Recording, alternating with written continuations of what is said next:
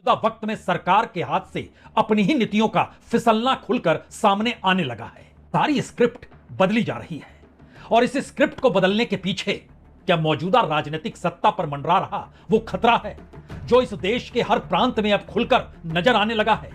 सब कुछ आप जेनजी के भरोसे नहीं छोड़ सकते हैं और यह भी नहीं कह सकते हैं कि दरअसल कुछ ऐसी ताकतें हैं, कुछ ऐसी राजनीतिक साजिशें हैं जिसके आश्रय इस देश के भीतर लोगों का आक्रोश फूट रहा है। दरअसल जब आपके हाथ से कमान, वह भी अर्थव्यवस्था को लेकर निकल जाती है, तो क्या वाकई प्रधानमंत्री इसीलिए इस वक्त स्वदेशी का राग गा रहे हैं? क्या वाकई प्रधानमंत्री इस वक्त जो सरकारी बैंक हैं उसमें जो केंद्र की भागीदारी यानी सरकार की जो भागीदारी है उसको वो प्राइवेट सेक्टर के हाथों और अंतरराष्ट्रीय प्लेयर्स के हाथों बेचने को तैयार हो गए हैं? जिस बात का जिक्र कर रहे हैं वो चाहे शिप के क्षेत्र में ही क्यों ना हो, चाहे डिफेंस के क्षेत्र में ही क्यों ना हो, चाहे इस दौर में चीन के साथ बनते हुए संबंधों को लेकर ही क्यों ना हो, सब कुछ यूं ही सामान्य परिस्थिति है या बिल्कुल हटकर है? एक एक कदम पे हर परिस्थिति आपको बदलती हुई आज दिखाई देगी। वजह बहुत साफ है। जिस उम्मीद और आस के आश्रय सरकार भी 2014 से इस देश में जो भी पगडंडी बना रही थी, वो पगडंडी इस दौर में अंतर्राष्ट्रीय कूटनीति या फिर जियोपॉलिटिक्स या फिर मौजूदा वक्त में सरकार के हाथ से अपनी ही नीतियों का फिसलना खुलकर सामने आने लगा है। इसीलिए अमेरिका में जैसे ही फार्मा सेक्टर में 100% टैक्स का ऐलान होता है, शेयर बाजार में हड़कंप मच जाता है। जिस क्षेत्र में अमेरिकी पॉलिसी बनती है उस क्षेत्र से जुड़े हुए जो फॉरेन इन्वेस्टमेंट हैं वो अपने हाथ खींचते चले जाते हैं। एक झटके में 800 पॉइंट सेंसेक्स नीचे चला जाता और पता चलता है लाखों करोड़ रुपए डूब गए। आखिर सरकार भी कितना पैसा इस देश की सरकारी संस्थाओं का जो जनता के जरिए लगा हुआ है उसको कितना शेयर बाजार में झोंकती चली जाए और सेंसेक्स के आंकड़ों को बरकरार रखने की परिस्थिति में खुद को लाकर खड़ी करती चली जाए और बताए कि इकोनॉमी सही है। जी नहीं, ऐसा बिल्कुल नहीं है। इसकी एक शुरुआत करते हैं हम एक तस्वीर से।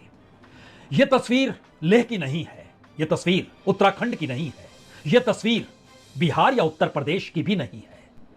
इन तस्वीर में सिर्फ और सिर्फ युवा हैं और इतनी बड़ी तादाद में युवा हैं और यह तस्वीर कर्नाटक की है। इस तस्वीर को देख लीजिए। सरकार यह कहकर बच सकती है कि देखिए यह कांग्रेस शासित राज्य कर्नाटक है और कांग्रेस इस दौर में युवा, छात्र और जेनजी के आंदोलन को खोज रही है। जी नहीं, दरअसल सरकार की नीतियां ही कैसे इस दौर में जनता के जहन में अब यह सवाल को खड़ा कर चुकी है कि जो 2014 के बाद विकास का मॉडल, बिजनेस मॉडल के आश्रय इस देश की इकोनॉमी को चला रहा था, अब वो खतरे में है। और इस दौर में मैन्युफैक्चरिंग सेक्टर को लेकर या उत्पादन को लेकर या इस देश में रोजगार को लेकर कोई व्यवस्था सरकार ने की ही नहीं। उसे तो लगता रहा कि बैंक भरे पड़े हैं, खजाना भरा पड़ा है, अंतर्राष्ट्रीय तौर पर दुनिया के तमाम देश भारत को एक बाजार मानकर इन्वेस्ट करने को तैयार हैं। और खतरा किस बात का? और फिर अमेरिका साथ खड़ा है, डॉलर के आश्रय भारत का बड़ा कॉर्पोरेट सेक्टर मुनाफे में लगातार झूल रहा है, अरबपतियों की तादाद बढ़ रही है। लेकिन ऐसा इस वक्त कुछ भी नहीं है। लेकिन ये हालात क्यों आ गए जो कर्नाटक का चेहरा हमने आपको अभी दिखाया, या फिर लेह का जो चेहरा था, उत्तराखंड का जो चेहरा उभर कर आया, जो बिहार के भीतर छात्र निकल कर आया? हमें लगता है ये सरकारी नीतियों के आश्रय, सरकार की इकोनॉमी कॉर्पोरेट के आश्रय जैसे चलती थी, उसका एक प्रयोग आज प्रधानमंत्री की यात्रा से जोड़ दिया जाए। प्रधानमंत्री आज उड़ीसा के जासुगोड़ा में थे और वहां जाकर उन्होंने ऐलान किया कि अब हम स्वदेशी स्पेक्ट्रम बनाने में सक्षम हो गए और दुनिया के जो अलग अलग 4 देश हैं, अब हम उस 5वें देश के तौर पर हैं। चाइना, डेनमार्क, दक्षिण कोरिया और स्वीडन वही हैं जो देसी तौर पर स्पेक्ट्रम बना पाते हैं। तो अब हम स्वदेशी स्पेक्ट्रम के जरिए बीएसएनएल को 4G से लैस कर रहे हैं। इसी को लॉन्च करने प्राइम मिनिस्टर मोदी जासुगोड़ा पहुंचे थे। इस देश में 4G स्पेक्ट्रम 2016 में लॉन्च किया गया था। बीएसएनएल इस देश का सबसे पुराना जो 2000 में लॉन्च हुआ था और 2002 में वो मोबाइल सर्विस में आया था। वो टॉप पर हुआ करता था, लगभग 1,70,000 कर्मचारी थे।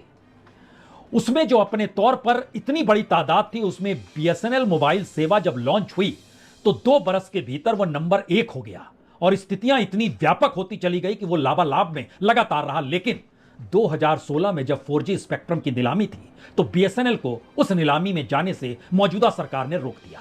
उस दौर को याद कीजिएगा तो प्रधानमंत्री मोदी की तस्वीर ब्रांड एम्बेसडर के तौर पर जियो ने लॉन्च की यानी बीएसएनएल के अधिकारियों ने सरकार को पत्र लिखे, एक नहीं, दो नहीं, तीन नहीं, चार नहीं, बल्कि 17 लेटर लिखे गए। वो तमाम पत्र फाइलों के जरिए दफ्तर दर दफ्तर घूमते रहे। आगे फाइल बढ़ी नहीं और 4G स्पेक्ट्रम नहीं मिल पाया बीएसएनएल को। जियो लॉन्च हुआ तो प्रधानमंत्री मोदी की तस्वीर के साथ, और जो जानकारी उस वक्त निकल कर आई कि बीएसएनएल की जमीन जो देश भर में है वो तकरीबन 1 लाख करोड़ की है। जो उसके पास टावर्स हैं उसकी अगर कीमत लगाई जाए तो वह 20,000 करोड़ के टावर्स बीएसएनएल के पास है। तकरीबन 64,000 करोड़ के उसके पास ऑप्टिकल फाइबर्स हैं जिसकी लंबाई 8 लाख किलोमीटर की है। यानी कमाई भरपूर हो सकती है, इस देश के भीतर गांव गांव तक वो पहुंच सकती है। और फिर जियो किस तर्ज पर आगे बढ़ा, प्राइवेट सेक्टर कैसे आगे बढ़ा, सरकार अपने तौर पर जो ऑपरेटर थी बीएसएनएल की उसने पैर पीछे खींच लिया। और संयोग देखिए, इतने बरस के बाद यानी 9 बरस के बाद आज 4G से बीएसएनएल को जोड़ दिया गया। फिर वही सवाल था, 2014 से 2024 क्रोनी कैपिटलिज्म से एक कदम आगे कॉरपोरेट के साथ खड़े होने का दौर था, कॉरपोरेट को आगे बढ़ाने का दौर था। और उस दौर में वेस्टर्न इकोनॉमी, वेस्टर्न कंट्रीज की पूंजी, उसकी इकोनॉमिक पॉलिसी, अमेरिका के साथ रिश्ते सब कुछ चल रहे थे। लेकिन अब जब डगमगाए हैं तो फिर नई स्क्रिप्ट लिखी गई और स्वदेशी को याद करते हुए 9 बरस पहले जो होना था उसको आज करने की दिशा में सरकार नींद से जागी। चिप से लेकर शिप बनाने का जिक्र प्रधानमंत्री मोदी करने लगे हैं, हाथों में स्वदेशी अपनाओ इसका नारा देने लगे हैं।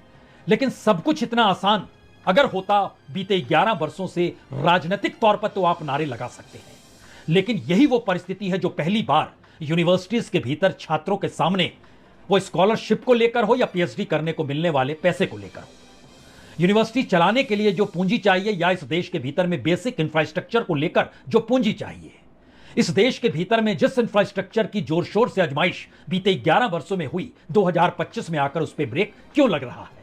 बैंकों का एनपीए कम हुआ नहीं, बैंकों का एनपीए कम रिटर्न ऑफ करने के बाद हुआ। यानी सरकार ने अपनी जेब से पैसा बैंकों को यह कहकर दिया जो वसूलना है वसूल लो, लेकिन किताब को ठीक करो। और किताब को इसलिए ठीक करो क्योंकि अब हम अपनी भागीदारी कम करेंगे। यानी कल तक 2015 में जलान कमेटी बनाई गई थी, डिविडेंड ज्यादा से ज्यादा बैंकों का लिया जाए।